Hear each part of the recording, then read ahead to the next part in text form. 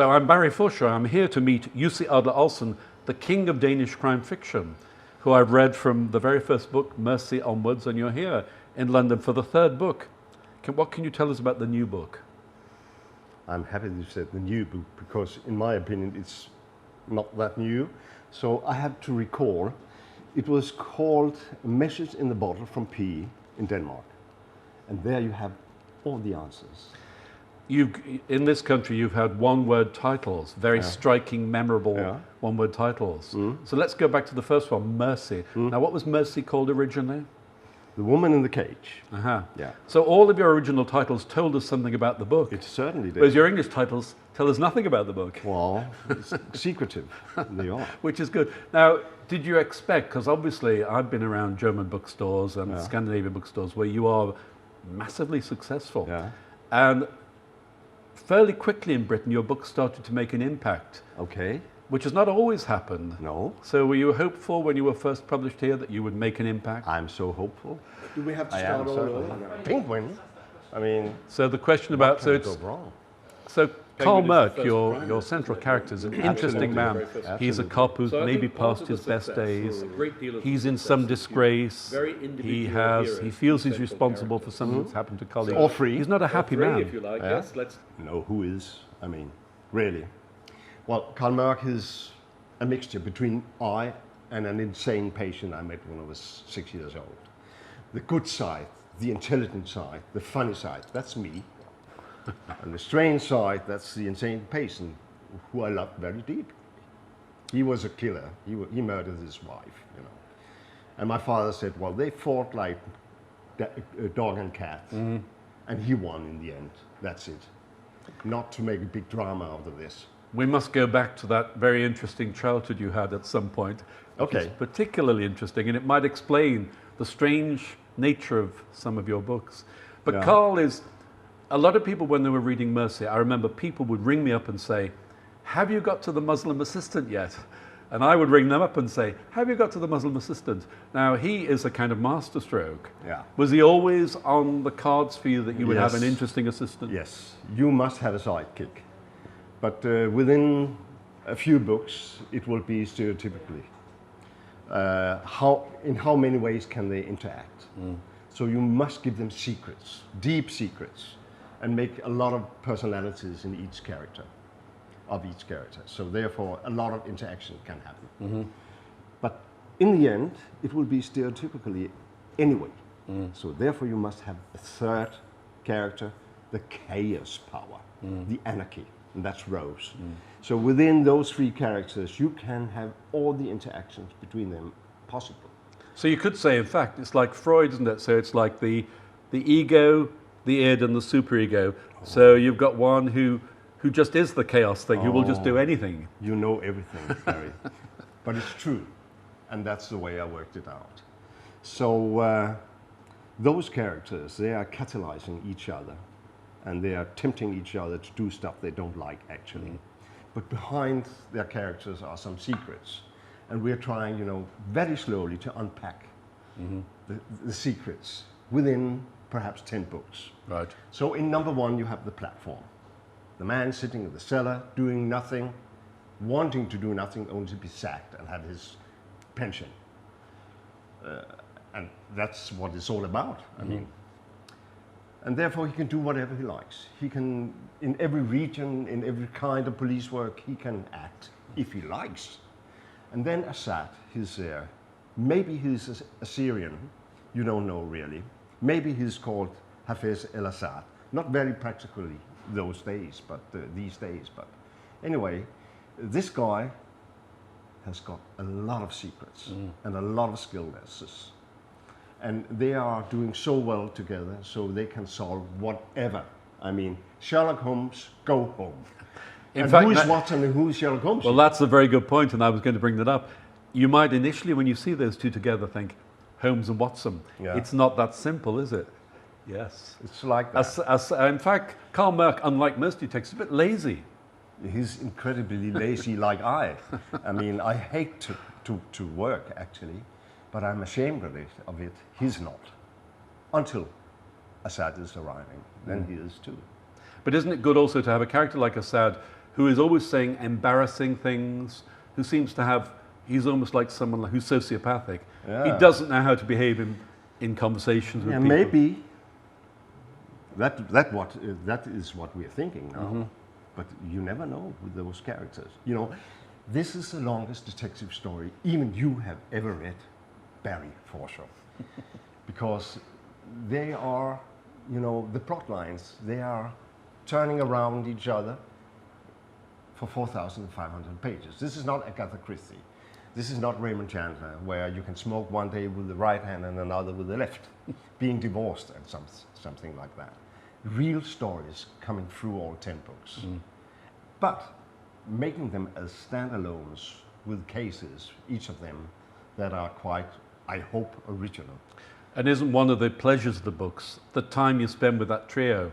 Yeah. In a way, we almost don't mind if a chapter's passed and we haven't got any further to finding out who sent a message in a bottle, or because we're enjoying being in their company. Yes, sure. Going back to Karl Merck, isn't one of the pleasures of reading about him is we all like to be the person who nobody takes seriously, but who really is going to get results in the end. Sure. So Karl Merck with Assad is going to get results, and nobody takes him seriously.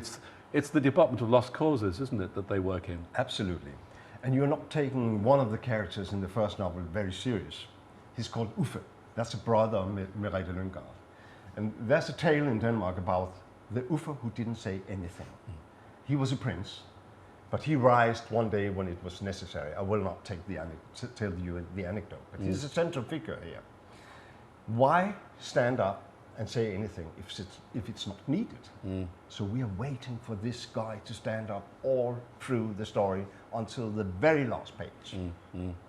Now let's at this point go back to your childhood, because you have a fairly unusual childhood, and your view of sanity and insanity is conditioned by where you were brought up, is it not? Yeah, I guess so. Sanity and insanity. Well, being sane is very boring. So all my friends are sort of insane, and I am as well. The most interesting people are, aren't they? Yeah, insanity. I mean, insanity means that you can let yourself loose in creativity and minds. And from them, the really insane patients, I learned a lot. So your father was it was a psychiatric clinic you were brought up? You must mention that. Yes. So tell us about that. That must have been strange, because did you know who were the patients and who were the doctors? Was it always clear, the dividing line? Well, I was scared of the doctors, I must say. They were the authorities. They could press the button, you know. They had the needles. Well, the doctors, they were very scary, and they misused their power so often. We are talking about the mid-50s now. I'm from 50, so I was 5, 6 years old when I saw the first mental doctors acting. And you saw it so many times in France's and other places, what they could actually do to sort of sane people, but a little odd people, not insane, but making them insane. So when you were a boy in this strange environment, were you already thinking about being a storyteller? No, I was thinking about being a psychiatrist. And were you? Until I was 21, yeah, I studied medicine. Did your father want you to follow in his... No. He let me loose when I was 16 years old. I mean, I flopped an exam, and I couldn't believe it. Me, the best student in the world. And my father, he said to me, well, come on. I mean, I flopped so many exams. If you don't do that, you know nothing about life. And you see, you have so many talents. So please do me the favor. Explore one by one throughout your life, your talents. Which you have done. Yes. Because you've been a very successful publisher. Yes. And you've been involved in comics. Yeah. Tell us about that. Peace movement as well. Throughout my studies, I had comic shops. And it started like this. We needed a place to live in, my wife and I. We were together for 42 years. She's gorgeous. And then we rented a shop. And after 14 days, the shop owner, or the one who rented it to us, said, you must sell something here. We didn't know. We just lived there. So I thought, what can I do? I can put something in the window, but I can also put a sign. So I put a sign, and on this sign stood, this shop will open the 29th of February between 3 and 4. So 1 hour each fourth year, I could deal with that. But he came back, of course, and said, every day, from Monday to Saturday, you must have opened your shop and then sell something. So I put something in the window that I knew no one would care to buy. And that was my comics. You know? So within 3 months, I had 6 employees. It was a huge success. Huge success. So from that, you moved into publishing? Yes, later on. Right. Later on. So, but readers are glad that you turned to writing thrillers. Thank you. God. Now, Disgrace. The second book. What was the original title? It was The Pheasant Killers. Okay. And for me, that's a symbol. Listen, your British publishers were right to change that title. Disgrace is a better title, isn't it? No. Disgrace is a good word. I mean, and it is about disgrace, so it's spot on.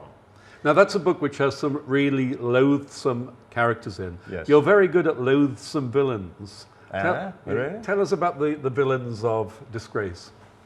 Well, the villains of Disgrace, they're just common guys in the beginning, not being taken care of, parents with no empathy.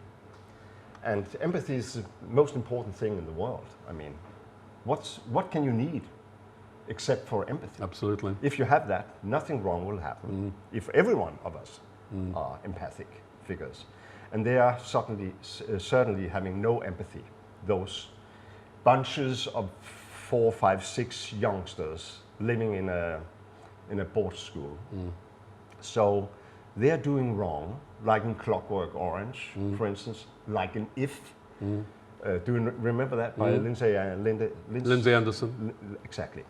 So, but in this bunch, there's a figure called Kimmy. And I learned about Kimmy when I was also in a mental hospital, 5, 6, 7 years old.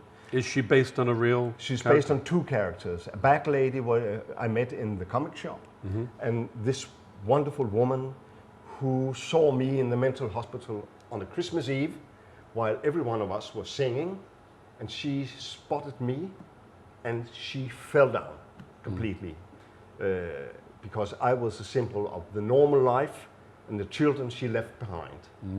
It's interesting. Yeah, and she was wearing black, and I fell immediately in love with her.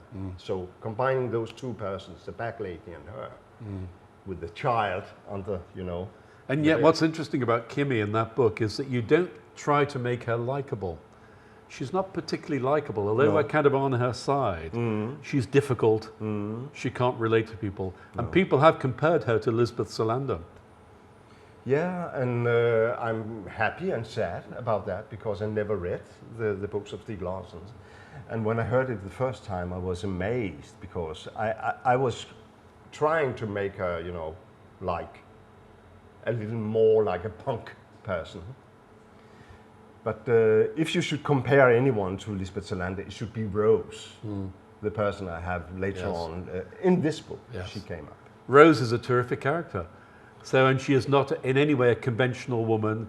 She's difficult. She maybe has her own problems. Oh, yeah. And I can tell you, okay. she is having her own problem, and all the 3 of them are having their own problems. I made the synopsis, the stories of Carl, Assad, and Rose. So that's all worked out already in your mind? From the very first page, I knew the stories. And this is the story I'm going to tell. And you can take all the cases and you can change them later on. But I know sort of which cases are in which book. So modern writers are luckier in some ways because when Conan Doyle is writing Sherlock Holmes, he isn't thinking of a career arc for him. He Who just knows? writes. Well, Who maybe knows? not. Yes. Yeah. Whereas at least now modern writers do, and Peter James does something similar to you. Really? There is a missing wife, and one reason for reading your books and his is what is really going on with these characters. What will we learn in the next book? Sure. Peter James, A Missing Wife? Yeah, so he has... I would love to read him, really. His detective has a wife, and he's not telling us what happened to his wife. No. But going back to this second book of yours, did you find, was that the second book you'd written in Denmark? Because you've written 4 books now? We've had 3 in the UK, is that right? I'm on number 6 now. You're on to number 6 now. Yeah. Have they been published in the same order in the UK as they were in? Yeah, and it's very, very necessary. You're lucky, because that doesn't always happen, does it? It didn't happen in Sweden, and I fired the company. So Håkan Nesser complains that his books are all out of sequence in the UK. So he has a development of a character that I know is out of sequence for the. it's a pity. Yeah. Yeah. So when My company is perhaps better than his. right, it could well be, yes. So that second book, when you were writing it, did you have, you know, the phrase second novel syndrome, as the pressure after a very successful first book? No, it wasn't that successful. It was number 2 that. It was number 2 that, number 2 that made the number 1. Yeah, okay. It did. No, you know what? I knew the platform number 1, number 2. Now you must show how violent you can be. I'm not violent. It's the readers, and that's truth. The missing voice. That's my books. The secret of my books is the missing voice. The readers. The readers who are making it harsher, funnier, more sensitive than I actually meant to make it. But I know they will. But so in number 2, you have the violent book, and it can't be number 3, because then you will think I can walk on water, and then it can't be in number 1 because I won't have an audience. I had to do it in number 2 to show this is the level. And number 3, you are going a little up. That's redemption in pace, action, car chases, and so forth. And then number 4, a little lowering on the dramatic curve, having the anecdotes, a little more classically written. Number 5, a little up again, not like the car chase, but a pedestrian chase. And number 6, funny. Number 7, Rose. Number 8, Assad, the story. Right. And then number 9, Carl, and then the firework. That's a whole skeleton. This is an amazingly impressive game plan. Yeah, but this is a game plan. I think readers who are already sold on your books are going to be very intrigued to hear that that's the way. That's the way. It's a parabola that you've got laid out for it. I wonder if one of the reasons for success of Carl is that we all feel when we read about him, he's not James Bond. You might want to be James Bond and have that lifestyle and sleep with all the women you want to sleep with. He is something of a failure, except professionally. Yeah, sure. But he feels this immense. Tell us about the guilt he feels for his colleagues that he thinks he was responsible for. Yeah, you're talking about Hardy, the paralyzed person who was shot at the same incident as Carl and another colleague who was killed, actually. Well, something is happening in the head of Carl that I can't tell you. Yeah. And Hardy knows about that. Okay. He's not feeling guilt, you know, but they are buddies. That's it. And they were buddies all through their professional life. And he's taking care of his buddy. He's bringing him home. So that means really bringing him home. A paralyzed person in the bed, in his living room, he's taking care of him. Not for guilt, not for shame, but because he's his buddy. That's why. Or, question mark. You never know, but in the mind of Hardy, a lot is going on. And he's not three-dimensional in my stories. Carl is, because you're in his head. Assad is not. He will be later on. And Rose as well.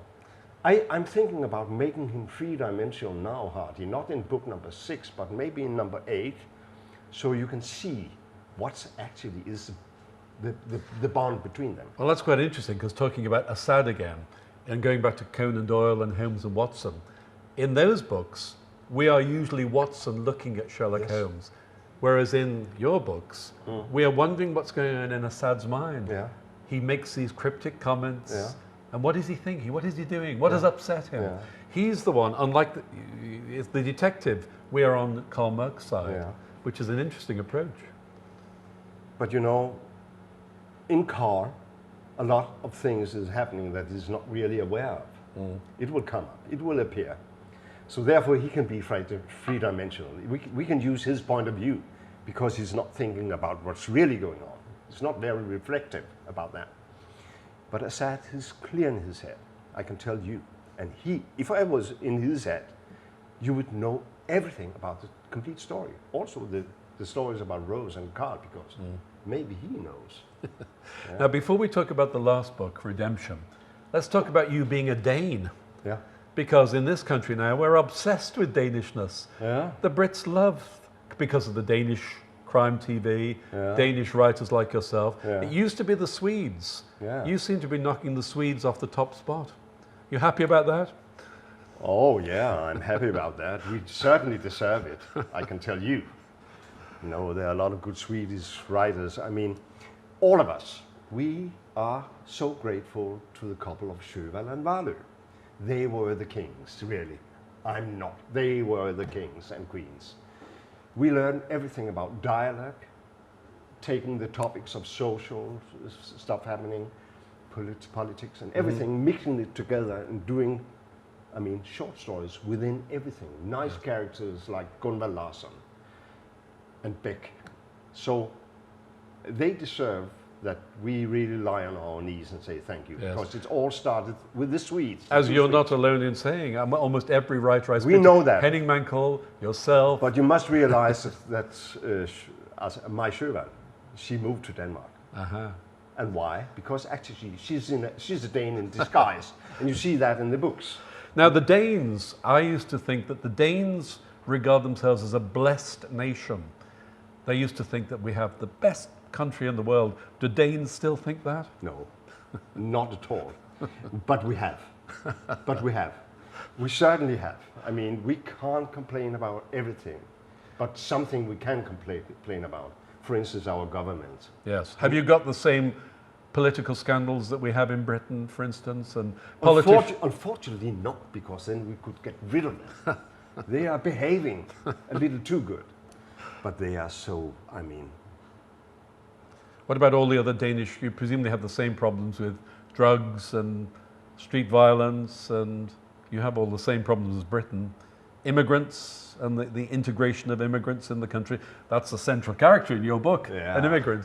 Yeah, an immigrant. And in number 5, it's very, very central that I have a small guy, 15 years old, not even being a gypsy. He thought he was, but he wasn't.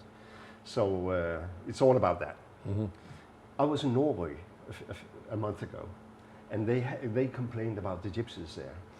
And I said, you know what? 2 years ago, it was snowing all over Europe, and in Britain 2 centimeters, and everything stopped. Heathrow, everything stopped. The whole world stopped because of the 2 centimeters. And you know what? Here in Norway, you have only 2 centimeters of problems with the gypsies. So put yourself together. And in Denmark, we have 4 centimeters. Right. It's really nothing. Right. It's really nothing. And anyway, we feel that the problem with the immigrants, it's not the immigrants themselves, but the attitude. Yes. The attitude according to the immigrants. It's so bad. It's So, like in the Netherlands now. Do you see yourself as a political writer? What do you say? I I'd say you were, personally. Of course I am, but you know, being a political writer very often means that you point your fingers. Yes. And you can do nothing with pointing fingers. Try it with your children. They're gone. And how much they listen. They don't.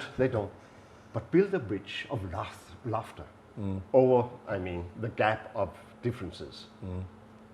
Then we can laugh of each other, and that's fine. So talking about children, with the new book, Redemption, this starts, and the original title is Message in a Bottle, which is how everything starts in the book.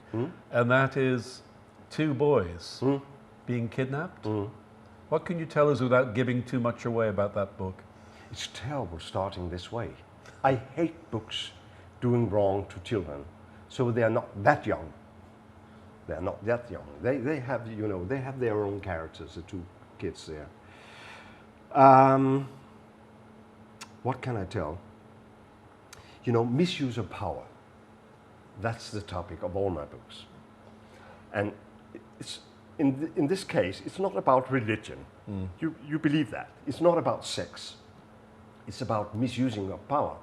And it could be whatever. It could be Microsoft, Apple, a company or whatever, where you can misuse your power within the organization. You can misuse it to the outside.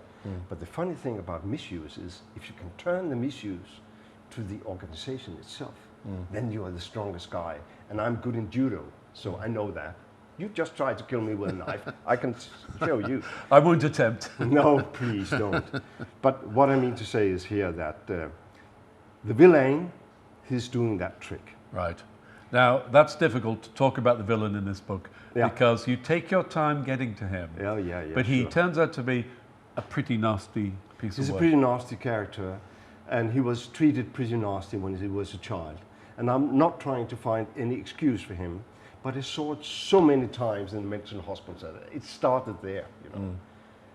My father said to me, Jussi, you have to realize, if you're seeing the guys here in this screaming cage, almost naked, and this was in '56, so it was like that before the psychopharmaca.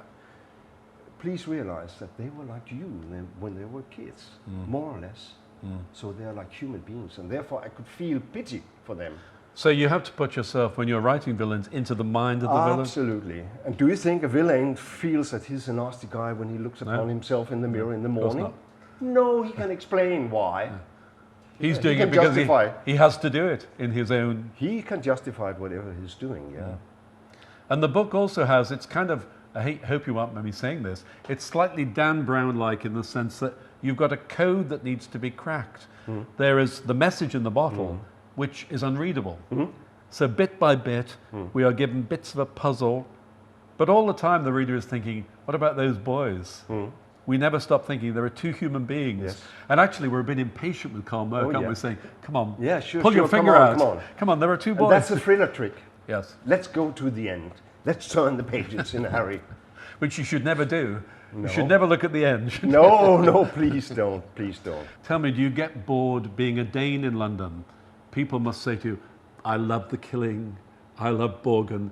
Do you have to be a kind of spokesman for Danish popular culture?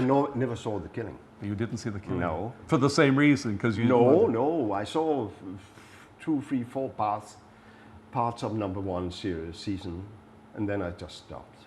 I figured out what it was around, and I was right. I knew it. But the Borgen is okay. I like that. It's like anecdotic. It's, And do you think real Danish politics is as we see it in that show? Yeah, sort of. It is. Because it's interesting, you've got a coalition government in that show where nobody likes each other. No. We know all about that in Britain. Yeah, sure. Same thing all over. And are you friendly with the other Scandinavian crime writers? Do you run into them when you're in Here and there, Yes. yeah. For instance, in Germany, I had to sign, and normally I'm standing up, always signing, so I can look people in their eye and talking a little with them, right? And here, beside me in the tent, was Håkon Nesser. He was sitting down, and I went to him and said, "Why are you sitting down, Håkon? Stand up." And he stood up, and he was like a tower, you know. He is rather tall. I had to stand on the chair to give him a hug. So I said, "Go down again." And I'm happy to say that I stood 1.5 longer than he did, signing. And he said, "Well, I'm out of stock." So I know a lot for that. Is there a rivalry between? Is there a feeling that if they're buying Håkon Nesser's book, or they're buying Joe Nesbo's book? No. I maybe for them, not for me. Not for you. No. So that's quite British, because British crime writers have this kind of camaraderie. But yes, but you know, it is a competition. We need to have the same readers. But in my opinion, I mean, how long does it take to read my book? 3 days or something like that, if it's good enough. 2 maybe, only 1. What about the rest of the year? Yes. They must read something else. And I like to think that books can't live without being sold. Right. So sell them, a lot of them. I'm so happy that there are a lot of good writers, and not only in my genre, so many other genres too. So what, one of the books is being filmed or has been filmed? Which It one has is been filmed, Yeah, and I haven't seen the film, and I'm not going to. Really? No. Just in case they haven't got it right? Or? But they haven't, and that's movie. All right. They haven't. I'm sure you can't recognize my book. So you're not worried about that, because writers like Scott Fitzgerald would complain about I'm their books worried. being I'm very worried. much on the. Sure. But you seem to be a bit laid back. You've already accepted that. I'm not aren't laid you? back. No, I'm not laid back. But you know, I realized if it should be right, I should adapt it myself. Yes. And it has only been done, in my opinion, once ever that a writer made a good adaptation. Yes. And what was that? What was it? That was John Irving's Cider House Rules. Yes. Because this is a better movie than the book. Yes. And it took him 2 years, and therefore one book was gone. And I'm not, I mean, I must write a book every year. Wouldn't it be hard for you as a writer if you're working on the film? You wouldn't want to get rid of some fantastic dialogue you wrote, but the director might say, sorry, that dialogue slows things down. Yeah, but that's all right. I mean, I'm educated in movies at the university in Copenhagen. I know that. I've read a lot of adaptations, so that's certainly necessary. But I mean, to have the real characters in the movie is what is important for me, and they are perhaps not the real characters. Your books actually can't be filmed properly because so much is about that interaction with the characters. It will be, but in America. Because I was phoned up by Scott Frank. Do you know him? Yes. You do? I know the name. Scott Frank, I knew the name too. When I had him in the phone, I said, I know one Scott Frank in the United States, and he's a scriptwriter. Yes. And he's the best in the world together with Steven Sealian. And he made Get Shorty and Little Man Tate and Minority Report. Don't mention all my films, he said. I was starstruck, and it doesn't happen very often. It doesn't happen. He was a guy, and he wanted my books for making seasons. Every book, one season, like Mad Men, Wire, Breaking Bad, you know. Terrific. That's terrific. Yes. It's going on in Boston. And that will have the time to get in all the subplots, the Absolutely. characters. Because what is it? An adaptation is, you know, it's like a rubber band. You have a story, and you can do like this. Exactly. And if you're doing a movie, you're cutting it in many, many pieces and trying to glue it together, and it's not working. But cutting once in a season, you can stretch it and go deeper, and that's the way I want it. This is what Ian Rankin talking about British TV shows. He says they are too short. He says the Danes take their time. Well, here it looks like you will, with a non-Danish series, be able to take your time. Let's go back to Redemption. So now that's the third book. So readers will have particular expectations. They've read the first two. But do you want them to bear in mind that there is another 7 books out there? Of course, I'm giving hints here and there that this can happen and maybe will happen. And I know the readers, they already know a lot, and they're right, but they are so wrong. So they should have that in mind, but they shall read it as a standalone, of course. All of the books function as a standalone. It should be, or else I'm a failure. Right. But it will be difficult in number 8, 9, 10, I guess, not to have been reading the first. I think a lot of people are going to want to read all 10 books. We hope so. Thank you, Jussi Adler-Olsen. Oh, thank you, Mr. Berry, for sure.